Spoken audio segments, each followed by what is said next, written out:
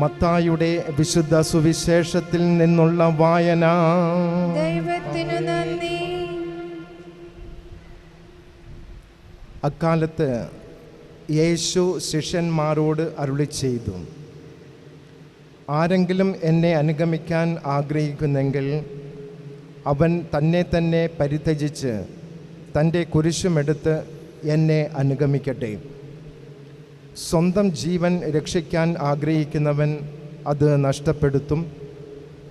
എന്നാൽ ആരെങ്കിലും എനിക്ക് വേണ്ടി സ്വജീവൻ നഷ്ടപ്പെടുത്തിയാൽ അവൻ അത് കണ്ടെത്തും.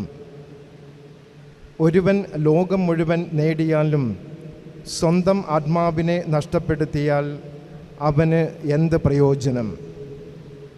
ഒരുവൻ സ്വന്തം ആത്മാവിന് പകരമായി എന്തു കൊടുക്കും? മനുഷ്യപുത്രൻ സ്വപിതാവിൻ്റെ മഹത്വത്തിൽ തൻ്റെ ദൂതന്മാരോടൊത്ത് വരാനിരിക്കുന്നു. അപ്പോൾ അവൻ ഓരോരുത്തർക്കും താങ്കളുടെ പ്രവൃത്തിക്കനുസരിച്ച് പ്രതിഫലം നൽകും.